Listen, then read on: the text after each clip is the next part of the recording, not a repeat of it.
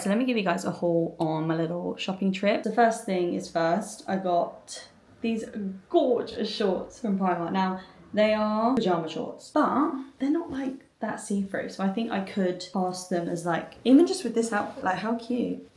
Aww. They were £4, I think, or £4.50. £4.50. Then I went into Kex or CEX. Sex, I don't know how you say it, but I picked up 2 DVDs. So if you watched any of my other vlogs, you know that I recently bought a DVD player. And we've been watching DVDs and collecting DVDs again, which has been really fun. But first up, I got Sinners, because I haven't watched this yet and I didn't get to see it at the cinema, / it's not on a streaming service that I have. I only have Netflix, so I got this, super excited. It was still £8, which obviously if I was to get it in a charity shop, I'm sure it'd be a lot cheaper, but I didn't find it in there. Then, this one's really random, but I got Atonement. And if you know, you know. Please watch this film if you haven't. If you love Yearning and Pride and Prejudice, because that's who directed that film also, then I really think that you should. Oh my god, I just opened it and bugs just came out. Am I about to be haunted right now? I'm scared to even fucking take the DVD out.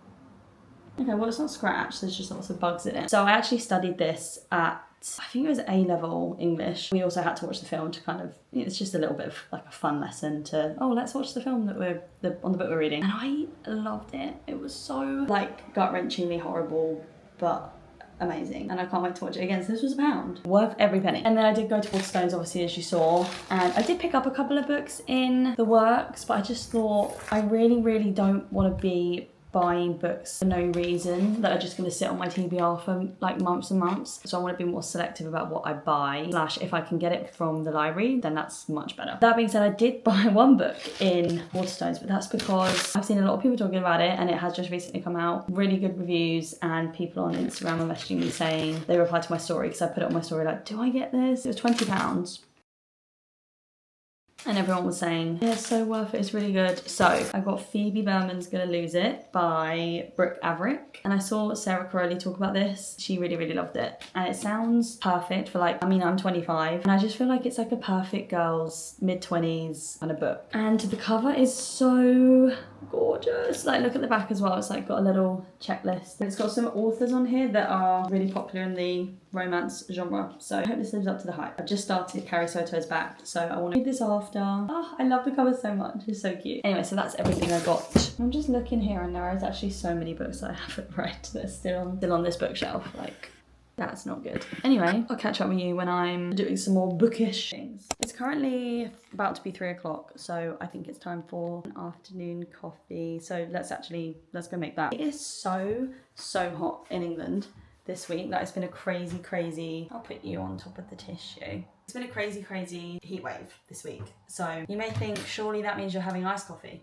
No. I mean, I do love iced coffee. Maybe I could make an iced coffee actually. Oh my god, the thing about having all the windows open, flies will be here. Flies will be in here. I feel like iced coffee is, I'm thirsty and I don't really care if it feels like I'm drinking coffee or not. I'm just like, want an ice cold drink. Whereas like a hot coffee just hits different. It feels like it's doing something to me. I don't make the rules. Let me go get my mug. Okay. Ugh. Fly! Oh my god. When I was shopping today, I did also pick up a couple of puzzles actually. I put them back because I thought, I've had my Taylor Swift puzzle done and completed, turned upside down on our dining room table since the 1st of January. And I haven't got anywhere to put it. I don't know what I'm going to do with it. I really shouldn't buy another puzzle and do that because like, where am I going to put that? We need to eat somewhere. There were some cute ones in the works that were like 2 for £12 or like 2 for £16 depending on the size that you get, which were really cute. And then there was this classics one in Waterstones. I'll see if I can find it and put it here because it's so cute. Like, it's got just a white background, but it's like all the different classics and books, but they're all like fun, bright colours, which I think would look so cute in our new flat. I miss doing puzzles. I haven't done one in like 6 months. I want to get one of those books. Well, first I want the board that has the drawers and then you can spin it around and it's like somewhere to just do your puzzles. And then I want the book that I can keep the puzzles in. So I've been wanting to try and get back into colouring a bit more because I got some stuff for Christmas, I think. So I got these white like gel pens to add little accents and stuff because I think that looks so cute. And it makes the colours and colouring and stuff just look like another level. And I got this, I think, Oahu pen set. I think this is like their basic set. So you get like a huge, well not huge, like a lot of different colours. A lot of like different shades of the same colour, but no red. which is upsetting to me because I like to do pink and red, but you know, I have got another pack from like Amazon and stuff, so I can use it. But this is the one that I'm currently working on. A little desk setup. I'm trying to make it cool and colourful, and I'm just starting off with the accents because I've never done them before. And you have to have this little thing on the page behind because it like completely bleeds through. Oh, I'm just loving it so far, like the little plants here and the vase. Oh, I wish my desk looks like that. One day I'll get a pink Mac, one day. So I'm just gonna chill with my coffee, do a bit of colouring until my boyfriend gets home, and then we can maybe do some more bits this evening. In the sex store, I don't know how you say. I picked up Luigi's Mansion 3 because I haven't played any of them before, but for some reason 3 was the cheapest one, so maybe it's the worst. I kind of want to look on the Nintendo store and see if I can get that, because I just do want, like, in the true Summerween spirit, I want to try and play a spooky game, and I think Luigi's Mansion it looks really fun and really cute, so maybe we'll do that. I have also been playing Tiny Bookshop as well. I bought that a few weeks ago. I'm only just starting to get into it because I haven't had time to play it.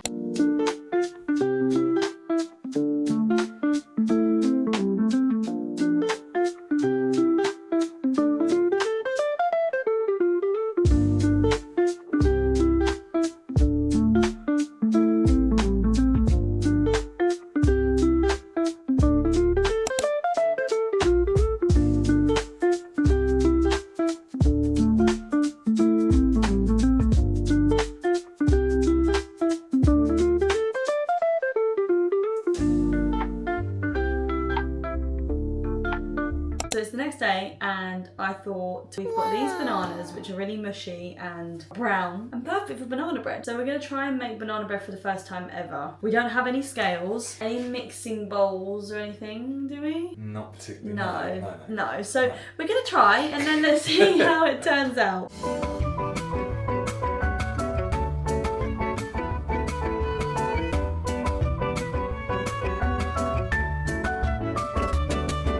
The cake has got 90 minutes left on the timer until we have to check it for the first time, and then like stick a skewer in it, and then it's got like 15-20 more minutes. So in the meantime, we're going to be playing some Monopoly Deal to pass the time. Look at this box. It is literally being held together by a thread. Anyway, so this is what we love to do instead of sitting on our phones. It's so wholesome.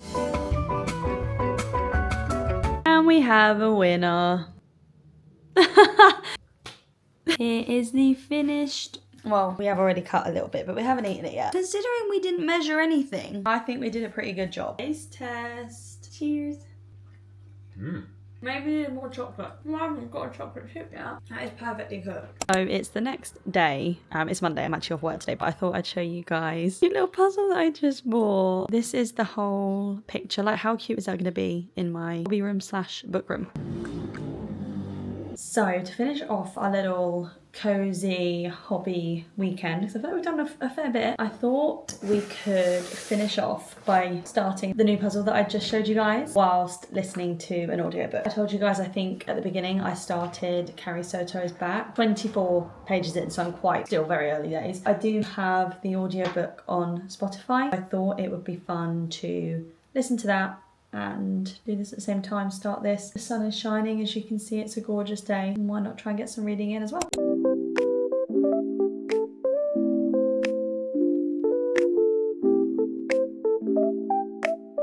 So I don't actually know how long it's been since I last did an update. I've just been listening to my audiobook, doing my puzzle, which I'll show you how far I've got in a moment. On the audiobook, I'm 37% of the way through, which in the book is 127 pages in. So we've got a fair bit in. I'm enjoying it so far. I think the audiobook is fun. I like when there's like dramatizations and like there's parts of it where they're on a sports show and they've got like a theme tune and stuff. It's just cool. I've just gotten to the part where Carrie Soto is training to come back for her first Open. I guess if you don't know, Carrie Soto is about a famous tennis player who set a world record and retired. I think she's been in retirement for like 5 years, and then a younger, newer player comes in and like beats her record, so she's come out of retirement. I think she needs to win like one more. As a tennis fan, I'm really enjoying it. You're kind of living through like in the life of a tennis player, which is really fun because you don't really see any of that unless you follow it quite closely. I don't know like how intense training is to be a tennis player. Obviously I assume it is very intense because I've watched matches. They're crazy. I've played tennis. It's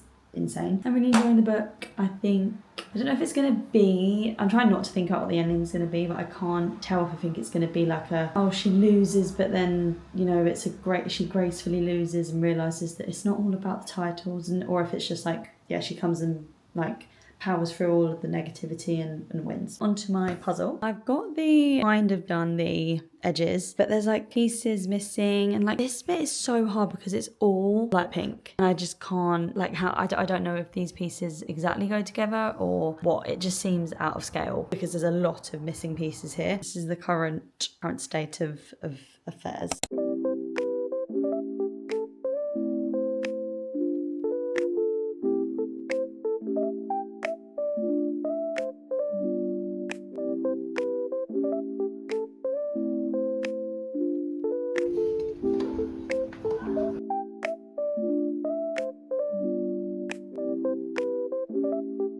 It's currently Monday morning. It's Monday the 6th of July, so I think it's been a bit of a jump since I last spoke to you guys. I've got a bit of a later start to work this morning because England played last night at 1 AM. Well, actually it kicked off at 2 AM, so we were all allowed to come in late so that we could watch it, and I'm so glad I did. If you watched it, you know, it was a crazy game and it was really fun. I did finish Carrie Soto's Back the other day. I think I rated this 4.5. It is such an immersive story. I genuinely felt like I could leave this book and go and play at Wimbledon. Taylor Jenkins Reid must have done so much research, and very good research actually, into tennis players and things like that, and the game itself, because like, I'm a really big fan of tennis myself. We've been to Wimbledon 3 times. I watched the tournament every year and I play it as well myself, not obviously competitively, for fun. You never really get to see anything other than, like, yeah, they do a press conference after, but you never really see anything about, obviously they're not going to talk about their tactics and the mindset and how they were genuinely feeling, because, you know, they're part of a tournament. They don't want their competitors to see the tactics and things. So we got to see into the whole life of Carrie Soto, her thoughts, her feelings, her setbacks, her frustrations. She was just a force to be reckoned with.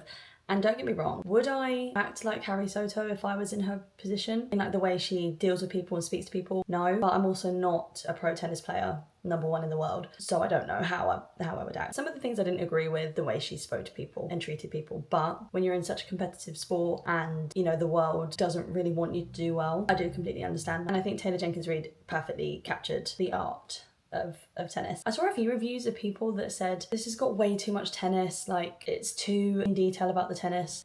I really don't know what you expect if you're picking up a book about a tennis player coming out of retirement to claim back her record. The only thing that I did struggle with a little bit, there was a lot of Spanish that wasn't then translated after. Like in a lot of books, if they're speaking another language, the other person will then clarify it by replying in English, so you know what they've asked, or, you know, there'll be a translation, but there wasn't many translations in this, but it makes sense to the story, so you can, it didn't hurt my experience of the story. I didn't like not understand what was going on, so that's just something to point out. So yeah, if you're a tennis fan, I really think you should pick this up, because even it's not a sports romance by any means, but there is also, like, you know, she's a woman growing up we watch her from a child till I think she's like, is it 37, 38, so there is obviously going to be ups and downs, and she's figuring life out. It was just so good, and the fact that I got to read it whilst being at Wimbledon, 10 out of 10 immersive experience. It was just so good, and I'm so glad I picked it up when I did, because the match that I was watching at Wimbledon was Serena Williams coming back for the first time in a long time, and it honestly just felt like I was watching Carrie Soto in real time, because like that's the exact story of this. She's at Wimbledon trying to claim back something, and people are so excited and whatever that she's back, and I was like, oh my god, I'm literally watching this in real time with Serena Williams. Yeah, that's my thoughts on this. Love it, recommend it so much. So that is the end of my little hobby vlog.